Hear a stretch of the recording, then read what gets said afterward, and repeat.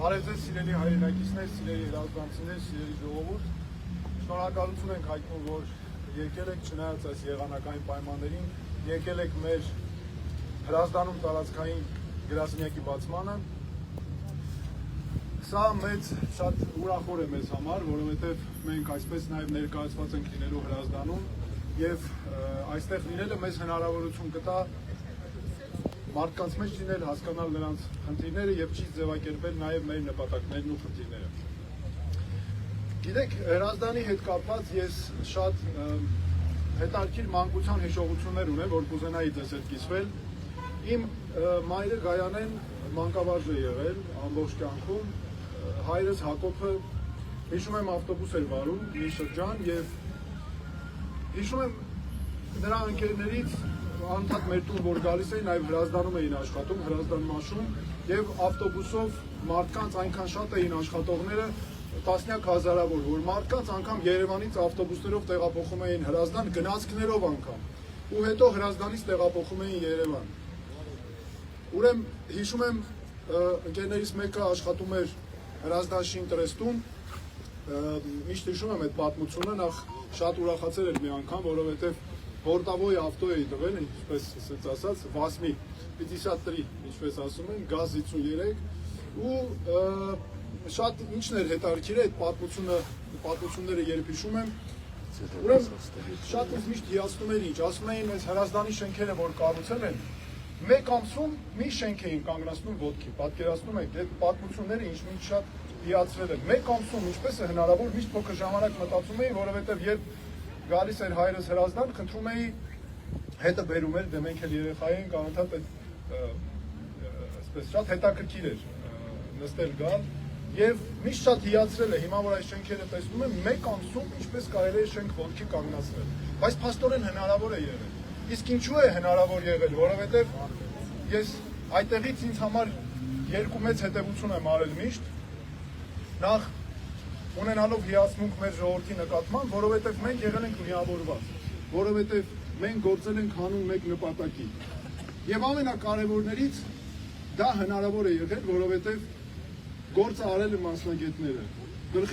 Գործի գլխին կանգնած են եղել մասնագետները։ Եվ սա կարծում եմ շատ կարևոր է ու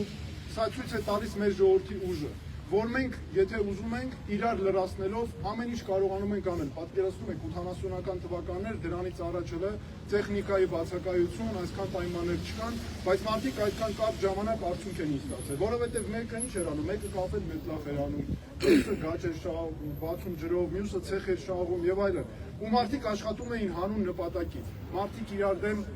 իրար դեմ չէին պայքարում։ Ինչու էր այդպես ստացվում, որովհետև մարդիկ զբաղված չէին իրար մասին բամբասանքներ տարածելով, որովհետև մարդիկ չէին հայտարարել պատերազմ մեր պատմության դեմ ու զբաղված էին մեղավորներ փնտրելով, որովհետև մարդը հստակ գիտեր, որ այն տունը, որ ինքը կառուցում է, դրանում հետո իր տղան աղջիկը գնալու են Երևանում սովորեն կամ Հրազդանում են սովորելու, որովհետև տեխնիկում են սովորելու, հետո գալու են իրենք ապրեն այդ տանը, իրենց թոռներն են ապրելու այդտեղ։ Շատ կարևոր է դրա համար, որպեսզի ժողովուրդ ջան, մենք այս պատմությունները ինձ օրինակ մանկությունից սովորեցրել են մի շատ կարևոր բան, որ մենք պետք է աշխատենք հանունի համար, մենք պետք է աշխատենք միավորված ու մենք պետք է աշխատենք իրար լրացնելով։ Մեզ մոտ այդ դեպքում ամեն ինչ կստացվի, ես ուզում եմ շատ վստահությամբ ու հավատով ասել եւ ինձ համար ամեն անգամ երբ գալիս եմ Հրազդան, հենց այս պատմությունները հենց ինձ համար դա են ստեղծում եւ այդ մանկության հուշերն են միշտ արթնացնում իմ մեջ։ Իսկ մենք այսօր այստեղ հավաքվել ենք միասնության թևեր նախաձեռնության հերթական գրասենյակը բացելու առիթով եւ մեր նպատակն է միավորված գործել, որպեսզի մենք կարողանանք մեր երկրում, մեր երկիրը տանել առաջ եւ մեր առջեւ ծառացած խնդիրները կարողանանք միահամուռ բոլորով լուծել։ Դրա համար է նաեւ որ մենք աշխատում ենք մասնագետներով։ Ցավոք սրտի մեր երկրում այսօր կան խնդիրներ, որոնք աճում են, օրինակ միայն միավորված ազգերի կազմակերպության տվյալներով Հայաստանում արդեն այսօր բնակչության 14%-ը 65 տարեկանից բարձր է։ 2050 թվականին 24%-ից ավելի է լինելու 65%-ից ավել մեր քաղաքացիները։ Հարցը այն չէ, որ մենք ունենք ավագ սերունդ եւ պետք է պատկառանքով վերաբերվենք, պետք է սոցիալական երաշխիքներ լինեն, բայց մենք պետք է այնպես անենք, որ երիտասարդները չթողնենք գնալ, որ երիտասարդները իրենց ապագան տեսնեն մեր երկրում, որպեսզի երիտասարդները իրենց երեխաների, սերունդների ապագան տեսնեն մեր երկրում։ Դրա համար մենք շատ կարևոր ծրագրեր ենք մշակել, որ դրանք ավելի մանրամասն կներկայացնենք, բայց ես մի քանիսը ուզում եմ նշել։ Մենք համոզված ենք, որ Հայաստանի Հանրապետության պետական բուհերում քաղաքացիների համար կրթությունը պետք է լինի անվճար։ Սա շատ կարևոր է։ Մենք արել ենք մասնագիտական հաշվարկներ եւ դա հնարավոր է։ Իսկ եթե դա հնարավոր է, մենք պետք է անենք։ Մենք համոզված ենք, որ Հայաստանի Հանրապետությունում առողջապահությունը, բուժօգնությունը պետք է լինի ոչ թե ապահովագրությամբ, որ մարդը լրացուցիչ իր գրպանից էլ վճարանի, այլ պետք է լինի համընդհանուր անվճար։ Իհարկե, որպես հնարավորություն, եթե մարդը ուզում է մասնավոր ծառայություններից օգտվել, կարող է։ Բայց առողջապահական ծառայությունները պետք է անվճար լինեն։ Ինչու՞ տրամաբանությունը որն է։ Մենք ժողովուրդ ջան, մեր երկրում պետք է փոխվի ամբողջությամբ մարդու նկատմամբ վերաբերմունքի տրամաբանությունը։ Եթե մենք չունեցանք առողջ մարդիկ մեր երկրում, թե ֆիզիկապես, թե հոգեպես, մենք չենք ունենալու առողջ պետություն, մենք չենք կարողանալու առաջ տանել մեր պետությունը այնպես ինչպես պետք է։ Դրա համար չափազանց կարևոր է, որպեսզի մենք տիրություն անենք մեր մարդուն, առաջնահերթ։ Այո, մարդը աշխատում է մեր երկրում, հարկ է վճարում, պահում է այս երկիրը եւ նա ունի իրավունք պահանջելու մեր պետությունից, որ նրա նկատպետությունը ամեն ինչ անի նրա բարեկեցության համար։ Սա շատ կարևոր է։ Մենք կարևոր ծրագրեր ունենք գյուղատնտեսության բնագավառի համար։ Մենք հիմա շատ ենք այցելում գյուղեր, մեր երկիրը պահողը հենասյուներից է գյուղը։ Մենք պետք է անպայման լուծենք առաջնահերթ պետությունը, առաջնահերթ խնդիրներ, ոչ միայն ջրի, ոչ միայն հողի մշակման հարցեր, ցավոք սրտի մենք ունենք հողեր, որոնք տարիներով անմշակ են եւ այդպես էլ անորակ մնում է ցավոք սրտի ավելի մեծ խնդիրներ ունենալու։ Բայց մենք մեր այցերը գյուղեր հստակ ցույց է տալիս, թույլ է տվել մեզ մշակել մի քանի կարևոր ծրագրեր։ Նախ առաջինը պետության վրա պետք է լինի գյուղմթերքի իրացման շուկաները մարդկանց համար երաշխավորելու հարցը։ Գյուղացին չպետք է տանջվի, չարչարվի, մշակում է հողը, հələ մի հատ էլ հետը գնա իրացման շուկաներ փորձի գտնել, չեղավ, ռիսկն էլ ինքն է կրում անգամ։ Մի հատ էլ մոնաթիտակ է ընկնում, մի հատ էլ չի կարողանում ծախսերի հատուցում ստանալ, հետո էլ այդ մարդը ընկնում է այս պետական մարմնի դուռը, այն մի պետական մարմնի դուռը, մարդու սարքում են բողոքական եւ հետո էլ անուն են կպցնում, խնդիրները չեն թողում որպեսզի լուծվի։ Պարտադիր պետք է պետությունը երաշխավորի նվազագույն գներ գյուղմթերքի եւ ինքը այո պետք է ապահովի դրա պակասի լրացումը, որը հնարավորություն կտա մարդուն ունենալ կանխատեսելիություն։ Սրանով հանդերձ մենք պետք է ունենանք գիտահեն տնտեսություն։ Գյուղացին նույնպես պետք է այդ հնարավորություն ունենա։ Ոչ թե մենք պետք է ապավինենք մեր պատմական մեթոդներին, ինչը կարևոր է, բայց մենք պետք է գիտականորեն հիմնավորված աշխատենք բոլորը, որպեսզի իսկապես կարողանանք արդյունք ստանալ։ Մի քանի մենք իհարկե խոշոր այդ ծրագրեր ունենք, մասնավորապես սոցիալական ծրագրերի հետ կապված, մեր ավագ սերնդի հետ կապված, այդ թոշակ հասկացությունը, որը տպավորություն է, ոնց որ ողորմություն լինի, որ տալիս են անընդհատ քաղաքական ուժերը, ինչ որ գալիս են մարդկանց խոսք են տալի 10 դրամ կբարձրացնեմ, 5 դրամ կբարձրացնեմ եւ այլն, ու անընդհատ տպավորություն է, սակարկություններ են անում։ Ժողովուրդ ջան, այդպես չպիտի լինի։ Մարդը ավագ սերունդը, ավագ մեր սերունդը, ով վաստակ ունի, ով իր տարիները տվել է այս պետությանը, երիտասարդությունը ինքը իրավունք ունի արժանապատիվ վայելելու այն տարիները, որը գալու են իր կենսաթոշակային տարիքից հետո, բայց մենք դա արդեն կոչելու ենք բոլորովին այլ կերպ։ Մարդը պետք է հասանելիություն ունենա բոլոր ծառայություններին, հենց նրանով պայմանավորված, որ արդեն իր վաստակով հնարավորություն է ստացել կամ վաստակել է այդ իրավունքը պետության կողմից նման վերաբերմունքի։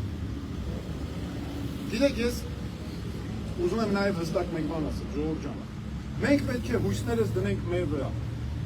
Սխալ է այն տրամաբանությունը միշտ եղել, որ մենք ինչ-որ տեղեր հովանավորներ ենք փնտրում։ Դա ճիշտ չէ։ Ինչ-որ մի հովանավոր մեզ անընդհատ իր շահերի համար զոհաբերելու է։ Մենք պետք է ունենանք մեր վրա, հույսներս դնենք, մենք մեզ առաջ տանենք։ Այն որ ասում է եղունգ ունես գլուխդ քորի։ Մենք պետք է եւ ուրիշին էլ անուն մի կպցնում։ Մենք պետք է հասկանանք, որ ամեն մի պետություն, ամեն մեկը ունի իր շահերը, իր հարցերը, բայց մենք պետք է հասկանանք ժողովուրդ ջան, որոնք են մեր շահերը, որոնք են մեր համար անհրաժեշտ խնդիրները, որ պետք է մենք լուծենք։ Դրա համար մենք ղեկավարվում ենք միայն դրանով։ Մեր երկիրը, մեր Հայաստանը, ամբողջ հայ ժողովուրդով, հրտեք տեսեք մենք ինչքան աշխարհով ունենք սփյուռք, որոնք հզոր մարդիկ են։ Մենք նրանց հետ միասին պետք է աշխատենք այդ ուղղությամբ։ Միավորված։ Դրա համար է ժողովուրդ ջան, որ մենք մեր սփյուռքի հետ կապված ունենք նաև ասելիքներ, որ մենք իրականում պետք է վերացնենք այդ բարեգործություն ասվածը, որքան էլ որ մեծագույն հարգանքով մեր սփյուռքահայերի նկատմամբ չկա, մեզ չպետք է նայենք, մենք իրար չպետք է նայենք որպես տիրություն անող պատրոնաժ եւ այլն։ Պետք է լինենք գործընկերներ, պետք է շատ ներդրումներ լինեն Հայաստանում, այո, եւ մեր սփյուռքահայերը պետք է գան Հայաստան, ներդրումներ անեն, իրենց եկամուտը ստանան, բայց դրանից բացի նաեւ պետք է նպաստենք բոլորով մեր երկրի զարգացմանը։ Մենք մեզ բոլորով ոտքի կանգնացնենք։ Մենք ունենք այդ հնարավորությունը։ Ես քիչ առաջ որ օրինակը բերում էի Հրազդանում այս շենքերի կառուցման, սա դաստական օրինակ է ինչպես կարող ենք մենք բոլորով իրար կպնելով, կոմակ անելով, ամեն մեկս մի բան անելով, պատասխանատու լինելով մեր կարողանանք մեր առաջ խնդիրը լուծել, բայց ոչ թե որ թորենք մեր անցյալը, ով է մեղավոր, իրարից բամբասենք եւ այլն, ոչ, այլ բոլորով գնանք առաջ հանուն մեր ապագայի։ Ուզում եմ ոչ, բոլորը մեր երկրում շատ կարևոր է մեկ այլ բան։ Որևէ մեկը մենք պետք է կառուցենք խելացի պետություն։ Սա ինչ է նշանակում, ժողովուրդ ջան, խելացի պետություն։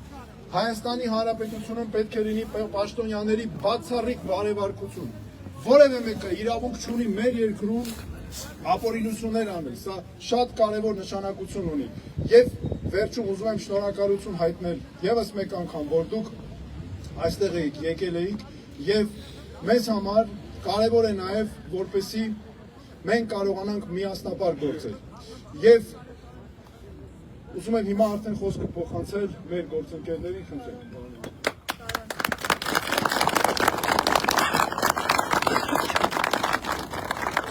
Հարգելի բարեկամներ, սիրելի ժողովուրդ, մենք 7-րդ տարածքային մեր գրասենյակն ենք բացում եւ ամեն գրասենյակ տարածաշրջանային ունի իր նշանակությունը եւ իր առանձնահատկությունը, յուրահատկությունը, ելնելով այդ ռեգիոնի, այդ տարածքի սպეციფիկան։ Ինչ է սա նշանակում։ Սա նշանակում է, որ ինչքան էլ որ մենք տնտեսական ծրագրեր, ժողովրդագրական ծրագրեր, սոցիալական ծրագրերի հետ կապված ունենանք էքսպերտային մեծ հնարավորություններ ու ռեսուրսներ ընդգրկված այդ ամեն ինչին եւ մշակենք ծրագրեր, դրանք բոլորը պետք է տարածներով ժողովրդի հետ զրուցելու եւ զրույցների արդյունքում ձեռք բերված տեղեկատվության եւ այդ սպասումների հետ միասին դրանք պետք է բոլորը ճշգրտվեն։ Եթե տնտեսական բանն եք նայում, օրինակ Դիլիջանում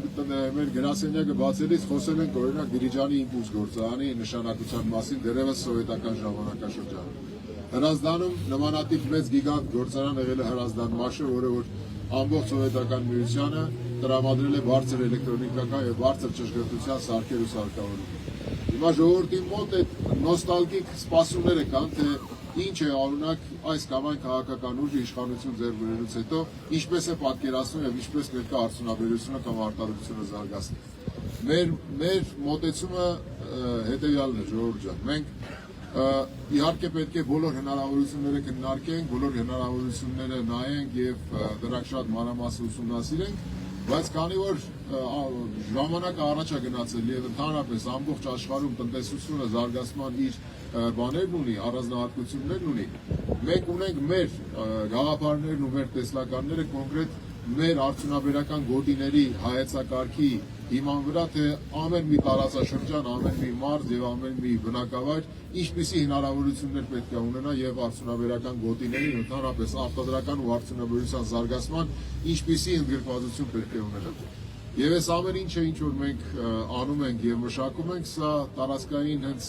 գրասենյակների նպատակն է, որ ժողովուրդը եթե ունի հարցեր, եթե ունի ընդհանրապես խնդիրներ, գա թե իր խնդիրները բարձրացնի, թե իր սպասումները ձևակերպի, թե իր հարցերը տա եւ հարցերից ստանա պատասխան։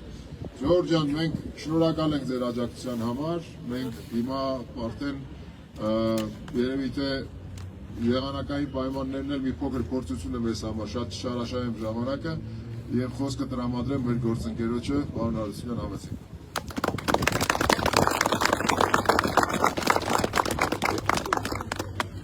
Բարև ձեզ սիրելի հայրենակիցներ, շատ տրամադրող ու ողջունող է այս ցրտին ձեր ներկայությունը։ Շուտով նոր տարի է եւ միշտ այս օրերին մի միտք է իմ ուղեղում։ Ռուբեն Ախմեդյանի խոսքերը. «Ելնեք թե այս նոր տարի վերջ տար հայի ցավերին»։ Շատ երկար ասելիք չկա այս մասին։ Հուսով, որ 2026 թվականը ի վերջո կդառնա այն տարին, որտեղից սկսած մենք սկսենք վերջ տալ մեր ցավերին, այն ցավերին, որը հազարամյակներ շարունակ մեզ ուղեկցող է, եւ եթե մենք չվերաիմաստավորենք մեր արժեքները, մեր պատկերացումները եւ մտքերը, շատ երկար տարիներ մեզ կուղեկցի այդ ցավերը, կուղեկցեն այդ ցավերը։ Եվ վստահ եմ 2026 թվականը կլինի այդ տարին։ Շնորհակալ եմ այսօր այս եղանակային պայմաններում այստեղ լինելու համար։